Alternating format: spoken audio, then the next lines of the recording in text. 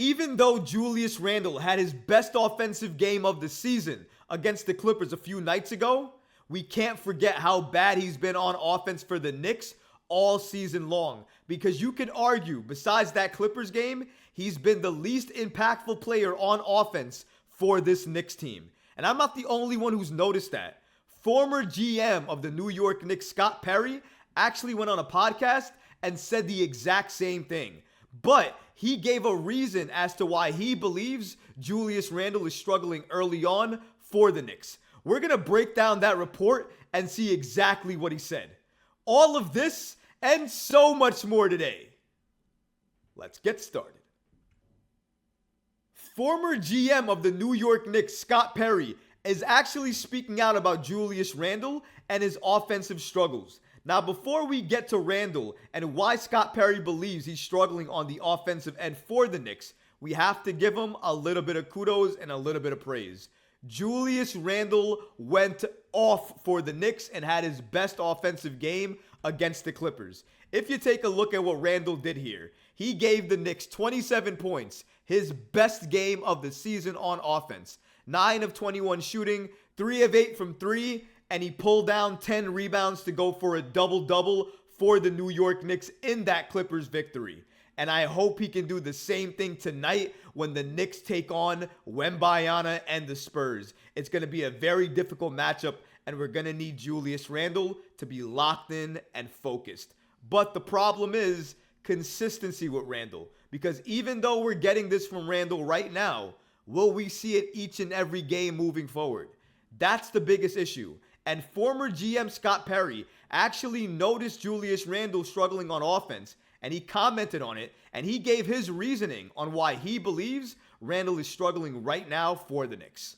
Roll it. Julius Randle, he's really struggling and doesn't really look with the rest of the squad. What are your thoughts on the Knicks so far and Julius Randle's struggles? Can't sugarcoat it. Obviously, Julius is struggling, not in rhythm. Julius is a hard worker. He wants to play every game. He wants to compete. He wants to do well. The off-season surgery that he had, he's a real rhythm player. Probably knocked him out of his rhythm a little bit, play a lot of 5-on-5 pickup. So he didn't really have the opportunity to do that this summer as he recovered. If you've had surgery and you've come back, that's going to take some time. I'm going to give him enough time. He's earned that time, and I'm going to give him the respect of saying he's out there playing through it.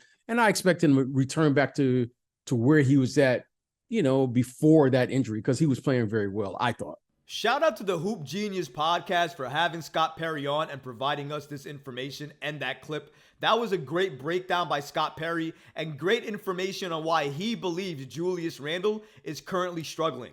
As you heard, he's attributing it to the ankle surgery and the fact that it took him out of rhythm and the fact that he wasn't able to do what he normally does during the offseason, which is play a lot of basketball, a lot of pickup basketball, and a lot of 5-on-5.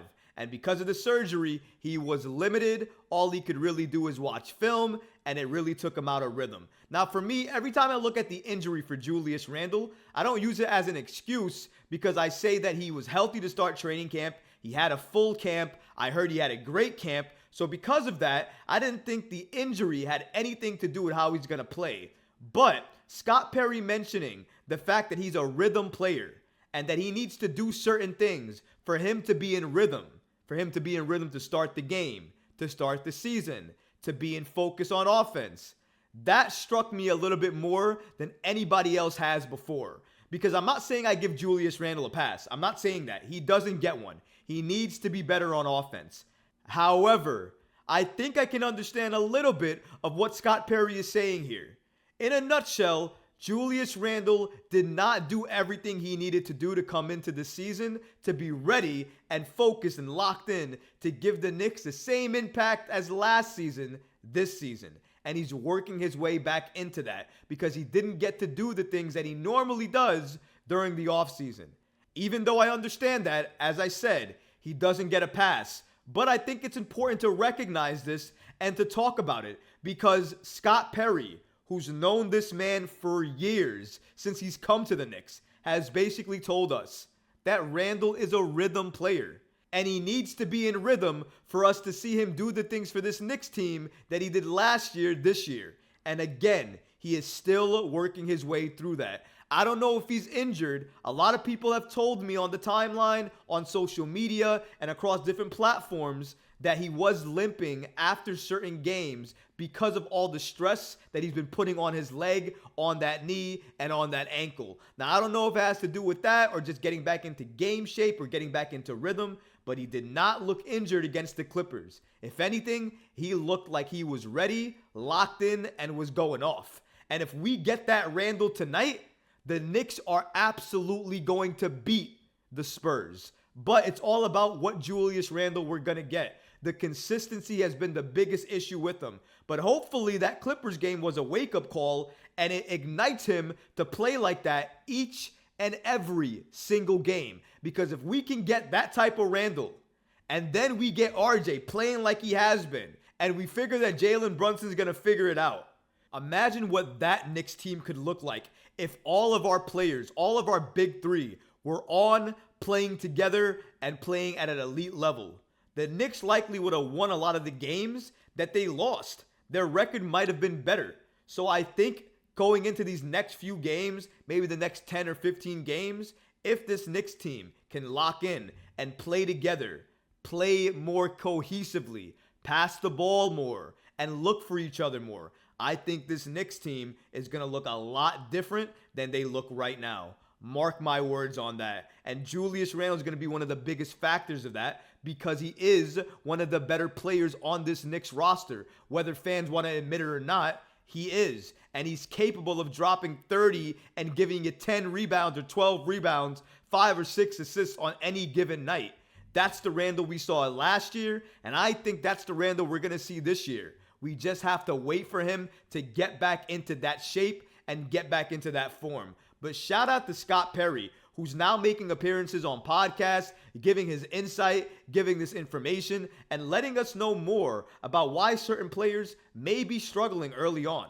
And I love to hear about this stuff. Hopefully next time we get more information, potentially, about why Brunson may be struggling early on with the Knicks. Because Brunson also doesn't look like his old offensive self. We need to see him get better and get back into rhythm. But what about you guys? What do you think about Julius Randle? Are you concerned still, even after that Clippers performance that he gave us? Or do you think after that Clippers performance, it's basically unlocked him and we're going to see that Randle and so much better each and every night moving forward? Let me know in the comments because honestly, guys, I would love to hear from you. But that's going to do it for this episode. I hope you enjoyed it. And if you did, go ahead and smash that like button, leave a comment below. And of course, guys, please subscribe to the channel. Until next time, Knicks fans. Peace.